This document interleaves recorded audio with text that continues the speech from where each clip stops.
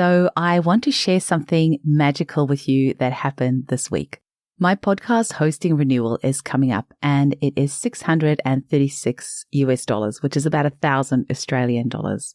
So this figure is a bit more than normal hosting because I do have some AI software integration, which does cost more, but it means the show notes get written automatically along with the timestamps and the audio gets smoothed out, making for a nicer listening experience. So I was having this Facebook chat with a lovely listener called LaDawn Steed, who is a student of the College of Practical Homeopathy. After I recently interviewed the College of Practical Homeopathy director and founder, Alan Kramer, and also their president, Som Jandu. So LaDawn mentioned about the abundance mentality, which is encouraged at CPH. And because I'm starting to get a little bit better at speaking up when I need help, even though it still feels super uncomfortable, I mentioned in the conversation to LaDawn that I have this huge bill coming up to pay for the hosting and the AI integration of the podcast. Well, LaDawn jumped into action and rallied her fellow students and past graduates of the College of Practical Homeopathy and shared my story with them. And before I knew it, donations were flooding in from students and qualified practitioners who were all involved with CPH. So this has been a beautiful experience that once again I have learned so much from. One, a problem shared is a problem halved. If you are struggling with something, don't be scared to ask for help. And two, we are powerful and can achieve so much when we stand together. So it is my massive honor and privilege to be able to thank the following students and graduates from the College of Practical Homeopathy. So thank you, LaDawn Steed, Erica Zapp, Deanne Klein, Kristen, Jay, Parthenia, Amy Baggett, Lynn, Alice, Karen, Susan, Brittany Mahoney, Deborah Gottfried, Laurie Yeats, Beth, Grace, Tanis, Sarah Stevenson, Katie, Leah Cousins, Natalia Sahin, Jan, Nicole Benfield, and Emily Chaplin. Thank you so much, College of Practical Homeopathy students and past graduates. I really, really appreciate your help so much. Thanks for listening. Today, we speak with Dr. Isha Banerji, the vibrant principal doctor at the Prasanta Banerji Clinic in India, home of the famous Banerji protocols. After the passing of the much-loved Dr. Prasanta Banerji in 2021, there was a lot of talk in the homeopathic community about what will be happening with the clinic, which treats up to 1,000 patients per day. And it was so refreshing to speak with Dr. Isha today and to see the enthusiasm and dedication with which she is continuing the work of her father and grandfather and the running of the clinic. I also appreciate Isha clearing up some confusion around some of the people that are teaching Banerji protocols and writing books on the topic without the authorization of the clinic. So it was good to clear that up. If you would like to learn more about the Prasanta Banerji Homeopathic Research Foundation, visit www.pbhrfindia.org. That's pbhrfindia.org. Thanks for listening. Welcome to the Homeopathy Hangout, where we discuss all things homeopathy from around the world. And now my mum and your host, Eugenie Kruger. Hello, homies, and welcome back to Homeopathy Hangout. Today, I have the great privilege of hanging out with the lovely Dr. Isha Banerji. Welcome to the show, Isha. Thank you so much, Eugenie. I've been so excited for this podcast, and thank you for having me in this. I'm really honored. It is such a pleasure. I have been wanting to get you on for a very long time. Now, it was your beautiful dad that passed away in 2021, Dr. Prasanta Banerji. And when I found that out, obviously it shook the whole homeopathic world. And I did wonder, what's going to happen with the clinic? Who's going to take over? And then the lovely homeopath, Angela Block, somehow the two of you, I don't know how you were in touch with each other, but I managed to get your contact details through her. And in the Banerji Protocols Facebook group, she had an interview with you. And I'm like, I have to get this person on my podcast. So I am really honored and very excited to have you on here. I can't imagine that anybody doesn't know about the Banerji Clinic or about the Banerji name. It's such a big name in the homeopathic world. But for anybody who doesn't know, maybe just tell us about how you were introduced to homeopathy. Okay, well, my introduction to homeopathy was by birth. All right. I am the 5th generation of homeopath in the family. And I was born into this, you can say. And from a very young age, I have had no exposure to the conventional form of treatment. It was always homeopathy. Okay. Anything, cold, cough, rash. I was just born into it, which was something so extraordinary. And my siblings as well. And my grandfather and father were so instrumental in everything in my life. So when my grandfather passed away, it was a huge hit for me, a personal hit. And a few years later, my father passed away, which was again a big hit. But at that time, it was more about survival because the clinic, we have a big clinic in Calcutta, which we have about 70 odd employees. And all of that responsibility came onto me. And it was a privilege to have that responsibility, of course, but it was still a big responsibility. And it was not just the employees, because it was also about the families of the employees, because this was the source of income and I had to see it through. But, in a way, Eugenie, I was almost groomed into this because from a young age, I was a shadow. All right. I was a shadow of my grandfather and my father. I would tail along everywhere, in every seminar, in every teaching seminar. You'd find me there, just learning and absorbing all that I could. And my grandfather was very adamant on me taking over and taking charge of the clinic. And he taught me as much as he could. I think all my days were just a big fat lesson. And that was great. That was great because I really enjoyed his company and I loved him very much. So when he passed away, it was tough, of course, but I had dad, and then dad taught me. Then when he passed away, it was necessary to take charge and finally put to use what they had instilled in me. I always tell everybody that I may be a new doctor, but I have a lot of secondhand knowledge and a lot of secondhand experience, because every case, every teaching seminar, I was always there. So it's in your DNA. Hey, we've had Subtachi on the show as well. And I think people in the West sometimes don't know there's obviously two completely different family, then the surname is spelled differently, but he's also obviously fifth generation, and he always starts a sentence by, my granddad used to say, and then he'll say, but when you get raised in that way, especially when you're a fifth generation homeopath, I do think that some of that goes and sits in your genetics. And also, I know without a shadow of a doubt that your ancestors are right there with you every single day, giving you inspiration and edging you along. I am sure that your ancestors are sitting there with you right now and every step along the way. Thank you. So, the Banerji Clinic is a very different clinic because I've not seen a clinic like this in wherever I've gone. It's got a charitable aspect to it. And it's also got a place where you can, of course, pay for the consultation. And now I've opened up an online consultation, of course, because after COVID, we have needed to reach out to many parts of India as well as abroad. But with the Banerji Clinic, we get about 700 to 800 patients a day. And the top level, there are 3 levels to the clinic. The top level is a completely charitable wing. So we have people coming in from everywhere, and the consultations are free. All right. And we have about 5 to 6 doctors sitting up there. They're all trained in the Banerji protocols. And in the second wing, it's a wing that, of course, you can pay for consultation and very nominal fee.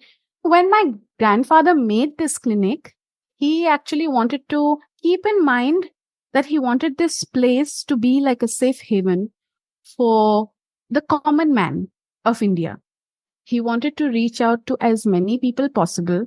And he would always tell me that I'm not where I am because of the rich men. I'm here because of the poor men of my country.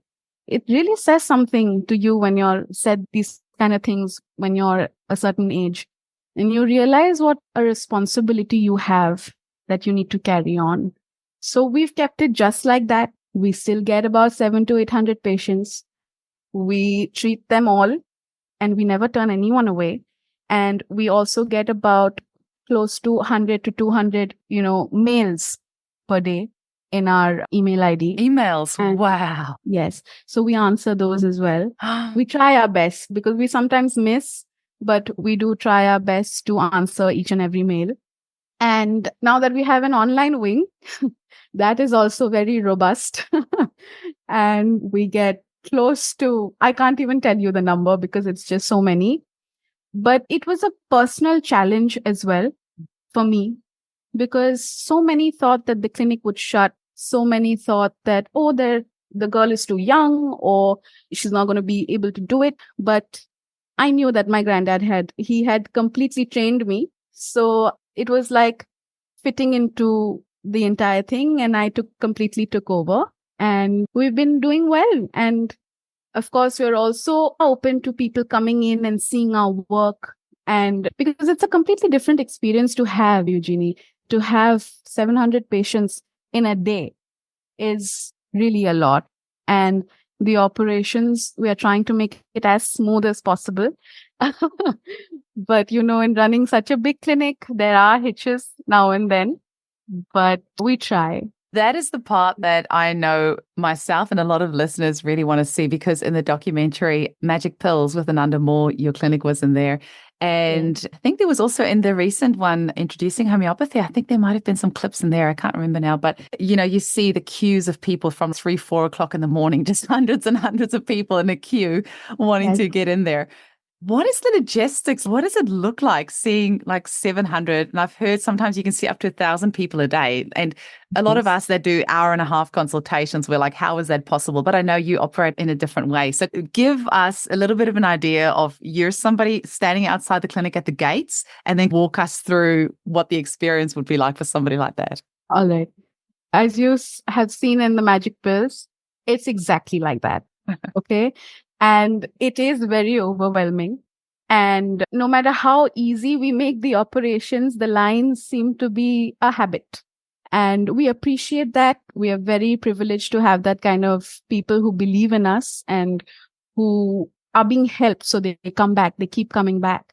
And actually, we have a lot of patients who've been turned away from the conventional medicines where they've been given a death sentence. They've been told, okay, this is your doom day. So then we get a lot of people who come, there have been patients who tell me, if I die with you. But this is a more gentler and this is a more economical form of treatment.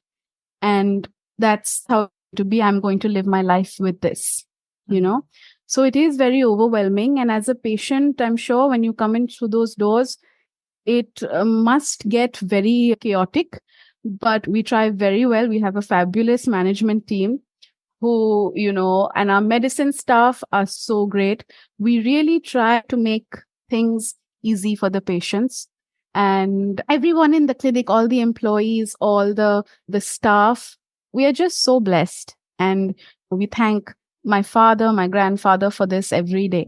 We don't start the day without it, And in general, we get about 100 to 200 cancer patients per day. So per day. And then do you have one, like a specific, out of those, how many homeopaths actually doing consults? Do you have administration staff that take their details and then they go to the next step and then they go to the next step? Or how does it work?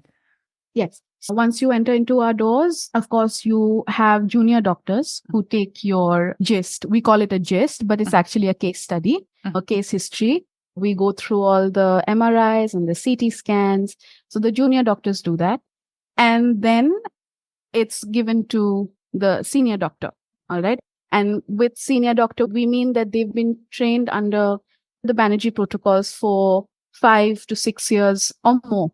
All right. And so that's just faster. And you don't have to go through that again. It's all written in the prescription. And you can talk to the patients more because we believe in talking to them and counseling them.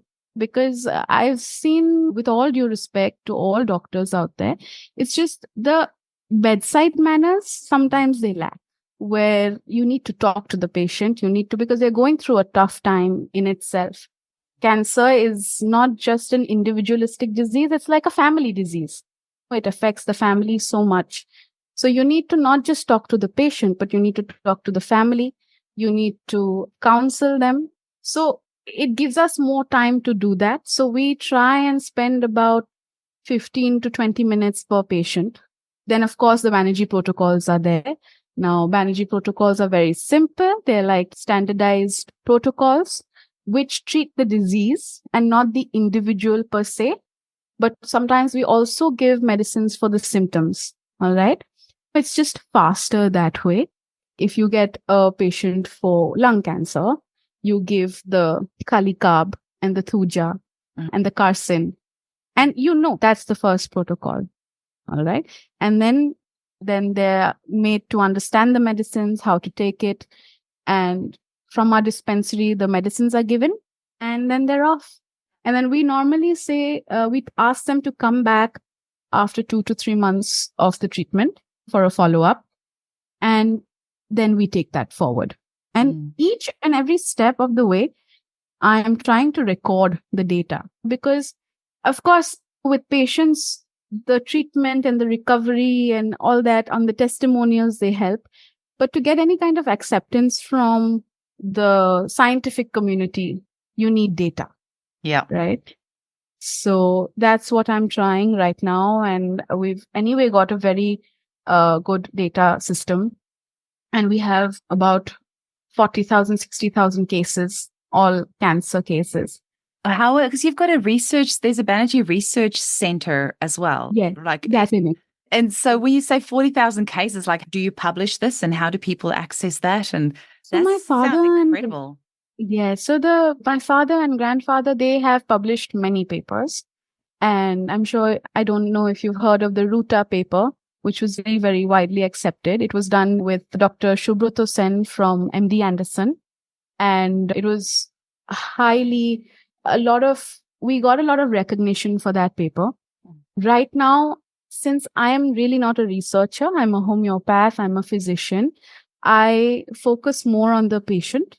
All right. But I've got this data and I'm looking for people to come. I'm looking for researchers they can share with me the expertise and maybe we can publish a paper together. That is something that I'm getting out there as well from your platform. Yeah, that's what I love the podcast for. It's so great for connecting the homeopathic world. And I've had some guests on the show that they've managed to connect with other people that have managed to collaborate and do amazing things. So let's put it out there. So you're needing somebody to come over there and actually just look through all the data that you've got there. Data heaven, Eugenie. Can you imagine? When you come here, because it's just there. You have so many patients and you have so many cases. And it's really a place to be. And so this is basically what the clinic has been doing. We've been trying to upgrade ourselves when it comes to collecting data. We've been trying to upgrade ourselves when it comes to operations. And I think we're doing a pretty good job because the numbers are speaking for us and we are doing well, touch wood. Amazing. And so how many books has the Banerji Protocols published? I've got one with a white cover and black. Yes. It's at my clinic. I'm at home at the moment recording. And also, where can people buy it? Because I bought my book about 3 years ago and it cost me over $200. But for people around the world, like in America, which is actually our biggest listenership, followed by Australia and then the UK and then Canada, where can people purchase the book and how many books are there out there now? All right. So now I don't think the production of the books are going on. So I'm in the process of getting out another book, which will, of course, be these protocols and more, because all throughout the years that I've been behind my granddad, I've noted a few things down and he's given me so much as well. And which wasn't, of course, it wasn't possible to put into this book, the Banerji Protocols. Yeah, that's the one I have. Yeah. So it wasn't possible to put everything in. And he was in the process of making a textbook, a ready reckoner of sorts. And then he passed away. And of course, that was at a halt. So now I've restarted that project again. And we are trying very hard to get all the information that we can and the protocols, some things that I've also learned throughout this odd 15 years that I've been with him. So I'm working on that right now. But getting this book is tough right now because the publication has stopped for this book. But I'm sure there are people selling on Amazon but yeah, I'm not sure where to get this book right now. No, We have it, yeah. but Oh, so people can buy it directly from you? yes, you can, but I'll have to check with the production Okay. team and yeah, the legal team and all that. Yeah. I was Yeah. going to ask you whether the protocols have changed over the years or have they mostly stayed the same, or whether there's been many of them added. So you've partly answered that question. Yes. So most of them have stayed the same. All the first protocols have stayed the same. The second and the third we've changed it up a little bit, not too much. And of course, because all the diseases, and it's not possible to put it all in one book, there have been new protocols added as well. For some cases, we've also come up with a fourth and a fifth line of treatment. Yeah. So that has also really helped us with the efficiency of the treatment. That's good. I've noticed that there's quite a few homeopathic practitioners, mostly in the West, who are writing books about the Banerji protocols and teaching incredibly expensive courses teaching the Banerji protocols. What are your thoughts on that? We've never really supported that, because you need to hear it from the horse's mouth. You need to hear it from the people who are actually practicing this medicine, this line of treatment, through many patients. All right. And we have never really supported this kind of passage of protocols, because they add their own thing to it, which kind of, where the essence of the protocols, they get lost. And so there have been books that were done by people who have claimed to come to the clinic, and they've spent an hour or two, but they've said that they've been here for hours and they've spent time with my grandfather and father. And actually, my father was also going to file a case against one of these individuals before he passed away. And we haven't followed through with that, because after they left, we just wanted to survive. And we just wanted to look after our patients, and we wanted to look after our staff who were very heartbroken. But yes, there have been people who have completely exploited the Banerji protocols. And we've been looking, we've been quietly observing, but I'm just waiting for our book to come out. Yeah, it's really interesting. I don't understand why people do that. And that's why I wanted to ask you the question, because I was observing this happening in the homeopathic world and it gave me a bit of an icky feeling. Yeah. And then I'm almost too scared to ask this question, but I'm hoping that the people that are benefiting, some of them selling courses, selling the Banerji protocols at thousands of US dollars, has some of that money at least come back to the Banerji Clinic to help with the free work that you're doing? Nothing. So they're not even donating some of that money, really? Really, nothing. Wow. That shows the integrity of some people. And then also, I'm a huge believer in karma. Yes. Huge. Yes. I am too. So I don't really react with these kind of things. My grandfather has taught me one thing, is to just put your head down and work. And my work will speak for me. You coming into that's also my karma. It's because I've worked and because you've heard of me, you've come and you've approached me for this podcast, which I think is really good karma on my end, because I just believe in working. I will work and my work will speak for me. And whoever is exploiting these protocols, they'll have their answer, and it won't be good. And I actually fear for the patients, because what we treat is very serious. We treat a lot of glioblastoma. We treat a lot of bronchogenic cancer. So those helpless people are falling into these kind of traps. And thank you so much for bringing this up. And I would really like to clear it, that do not get stuck with these people, because they are exploiting you. I wouldn't want to name names, but it's worth mentioning, because a lot of these people, like I said, are spending thousands and thousands. You could just about get like a full homeopathic qualification for what some of these people are spending on the courses. And just something felt really off. And that's also why I wanted to have a talk with you, because I don't like things like that happening. I used to be somebody that, if I've had people copy a lot of things that I do over the years, one of the things is that I create what I believe are the most beautiful homeopathic kits in the world with these cases. And until I had produced it, I had never seen anybody do that before. I also had never seen anybody put dots on the top of their remedies to say what the remedy name is, until I did it. And I put it out there, and then I started seeing more. And I used to get really upset about it. And then somebody said to me something along the lines of, somebody who's copying you is the greatest form of flattery. And I'm like, I would rather they don't actually flatter me that way. I'd rather be flattered in different ways. But then also at the same time, just surrendering to the fact that if we weren't doing great work, people wouldn't try and copy us. It doesn't make it any less annoying. But then I sleep really well at night knowing that I, like you, work really hard. I put in a good day's work and I sleep really soundly at night, and I know my karma's good.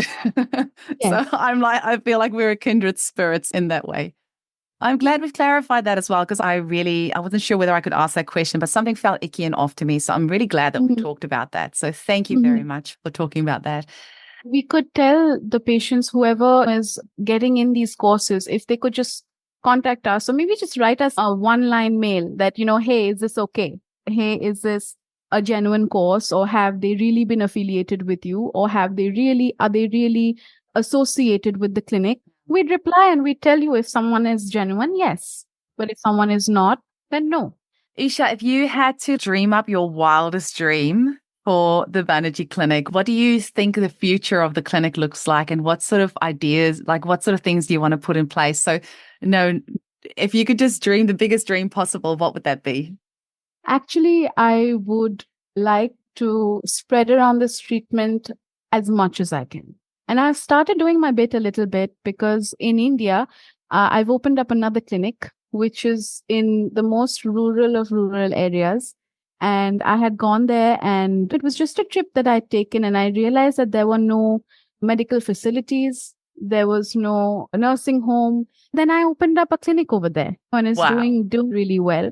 So this is what I want. This is the essence of me, where I want to reach out to as many people as possible and experience the treatment for yourself, because it has helped so many people, and it has really changed so many lives, where you haven't really needed to take traditional medicine. You can just solve it with this. And that is not saying that traditional medicine is not, the conventional medicine is not important. It is important. All right. But I think there is a future where traditional as well as homeopathy or the natural ways, they can coexist.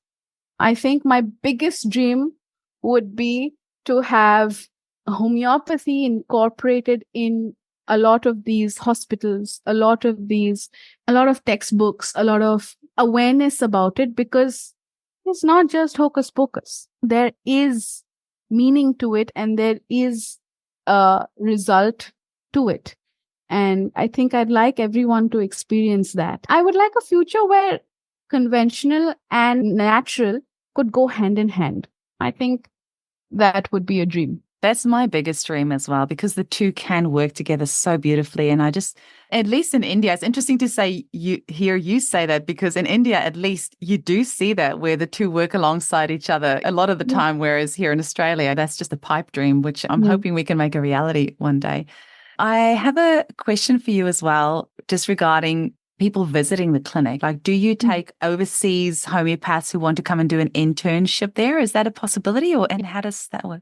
We've not had that yet. When my dad and granddad were alive, yes, there were many people who came in and saw the clinic work. So we are starting that again.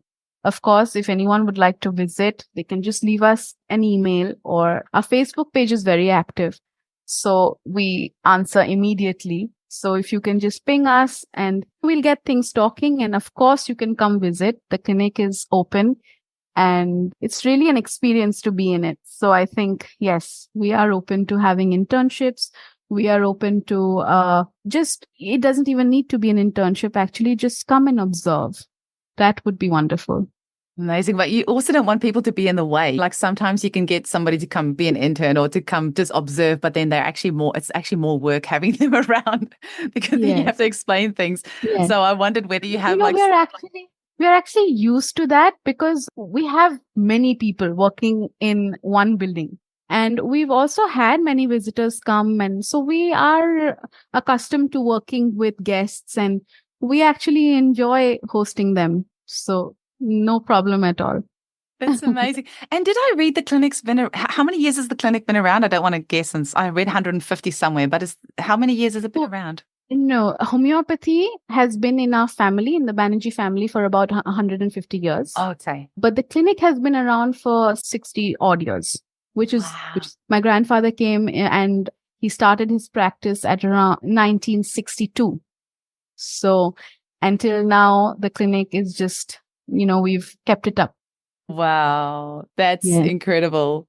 So something else I wanted to ask you, just more like, it sounds like it's a massive operation to run, and my business brain is just going like, how do they actually pay for all of this? So do you accept donations, or where does the money come from to run something like this and to be helping so many people free of charge? Okay, so we've got about 16 doctors. We've got junior doctors and senior doctors, and they've all been trained under my grandfather and father, and now they're being trained under me. And so the money from the clinic, we are a very self-sufficient clinic. We have a dispensary. So we basically earn from the revenue of the medicines. We don't charge for consultation in the charitable aspect of it, but of course there is consultation charges in the second floor. So we get our revenue from there and also from the revenue of the medicines. That is something that the medicines are so economical. I was going to say that it's so cheap, you can't really They're make very much money cheap. off that. But do you Very- accept donations to the clinic, or? Yes, we do. We do accept donations. And so many people have been kind and they've donated to the clinic, and they've really, really helped us get on our feet and helping as many people as possible. And we have a lot of charitable and CSR activities that we do. We try and have a Beat the Heat campaign where, the frontliners who work for us, like our police, the traffic police, we distribute water in the entire city. So that is an initiative that we do. And I mean, there are many other aspects to it, and many other activities that we do that of course are funded by the clinic and by our donors, which is really helpful. Amazing. Now, Isha, your particular role in the clinic, what does that look like? So I think after my father and grandfather passed away, I have become the principal doctor in the clinic. And it is a very tough job to have because I also look at the administration of the clinic and I divide my time, but most of my time goes in being the principal doctor. Of course, I've got a lovely team and they really help out in where administration comes in, but I like to dedicate most of my time to my patients. And I have odd 16 doctors under me. So they are running the free clinic. And then they also get to earn a little bit on the second floor. And of course, I also sit in the free clinic because I think that's very important. It's a very important aspect of our clinic. Yes, my role right now is I look after the administration and I also am the principal doctor. All right. Yeah.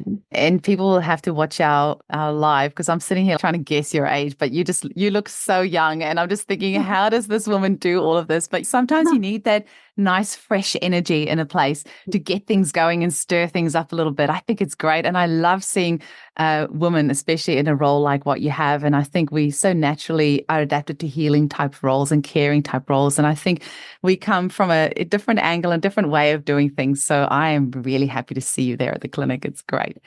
Now, also, what sort of cases do you see? I mean, you mentioned about all the cancer cases that you see, but I'm guessing you would probably see a little bit of everything. Like, what sort of things would you see in the clinic? So we get a lot of acute cases as well as chronic cases. We get a lot of skin cases. We get a lot of infections. We get a lot of popular case that we have is of digestion because everyone is eating all kinds of processed food. So it causes a lot of indigestion. And that is arsenic is one of our main weapons for that. And we get a lot of osteoarthritic cases. And a lot of cases related to the gut and the digestive system, These are primarily the cases that we get, of course, apart from the host of the cancer cases. Yeah. Cancer cases can be so tricky. And that's the beautiful thing in India because you can treat everything as homeopaths, right? We have so many restrictions in Australia on what we can and can't treat. So it's actually pretty amazing that you get to see all of that, and you probably see everything from beginning stages to end stages and everything in between. Yes, that is exactly why I think that this clinic is the place to be, because from when the patient is being diagnosed to when they're coming for treatment, we are there for it all. There are patients who come to us, we see that there's something wrong, we tell them to get the diagnostic tests done. All right. And of course, it turns out to be a cancer or some sort of metastatic malignancy. And we are there for it throughout. Even if the patient opts to go for chemotherapy, radiotherapy, they still want us there because of the side effects, because of just to help them go through that treatment also. So for the symptomatic treatment, we're also there. And of course, there are some patients who want to be there, who just want to take our treatment. So we give them our treatment completely. And you don't do any of the testing there, and it's not an inpatient clinic at all. It's only outpatient, right? Yeah. No. We don't have any diagnostic tools. We refer them to other places. That's probably good, because I think you've got enough on your plate already. So if somebody wants to work there as a new doctor, like how often do you take new doctors on, and what's the process for them to move up the ranks? We take in a lot of fresh doctors, fresh out of the colleges, because it's just easier to train them into the Banerji protocols, because as Banerji protocols are nothing like the classical homeopathy treatment, where it's more individualistic. In classical, we are more disease oriented. So when they're fresh out of college, it is easy to teach them. It is easier to, and also because they're in that process of that hunger is there to learn and to adapt and to do good. So we take in a lot of college students and they do so well, and we train them for the next year, 2, 3. And as and when we see their capabilities and we see how well they're, because it's a holistic kind of thing. As I told you, we also put a lot of emphasis on bedside manners. So we need to see that how the doctors are counseling the patients and how the patient is reacting to the doctor. And so it's a holistic kind of a teaching that we give the doctor. And then as and when they do well, they go up the ranks. That's great. I had one other question for you. Just, you mentioned about Zoom. So do you take clients from overseas as well? If somebody wanted an acute or chronic cases, if somebody wanted to. Yes. Do they just book that through your website? We have an email address, so they can just, we have a number also that they can just WhatsApp us, or they can just leave us a message. And through our Facebook, we take a lot of international clients. I have many patients in America, in New Zealand, even in Australia, actually. Yes, so we do take a lot of international patients. Is that the Dr. Prasanta Banerji Homeopathic Research Clinic? Is that the Facebook page? Yes. Okay. Yes. So there's not the unofficial Banerji Protocols Facebook group, but this is not, this is the official RC Facebook page. Okay. So people can actually contact you through that as well. And if you have got any, I guess, any notices or any information or anything, you can, if people want to stay up to date with things, that's the best place to do it? Or do you have a newsletter or anything else? What's the best place to stay up to date with what's happening at the clinic? No, so we don't have a newsletter, but if you go through our page, we upload everything that happens in the clinic, and we are very diligent, and we're very active on Facebook. Okay. So I realize that Facebook is a very universal platform, and it reaches all of India, of course, and all of the world. So we've decided to keep that very active. And of course, our website is there. It is a bit of a necessary evil. I have a Facebook group that I tried to get off Facebook a few years ago. And so I spent thousands of dollars creating this membership platform off Facebook, and it was crickets.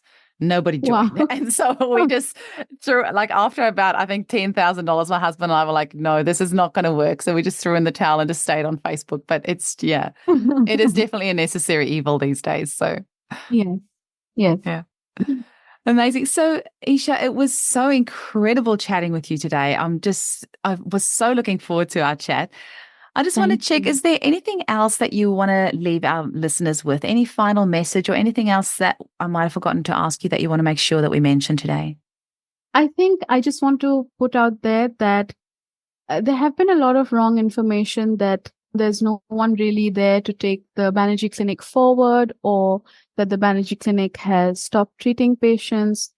And I just want to tell you that's not true. We are very much active, and we are very much still working very hard to reach all stratas of society. And we don't treat anyone different, whether you come from riches, whether you come from rags, it's all the same in our clinic. And we just want to treat and help and spread love as much as we can. And personally, I want to keep taking my grandfather and father's legacy forward. That is very important to me. And I, of course, don't want them to be forgotten, and build on their work, you know? The clinic is in such great hands. That sparkle in your eye and that enthusiasm with which you're speaking tells me that you have got great things planned. So thank you so much for the work that you do. And thank you so much for coming on the show today. It was lovely to connect with you. Thank you, Eugenie. This was amazing. And thank you so much for having me in this podcast. I hope we can stay in touch. Absolutely. Thank you.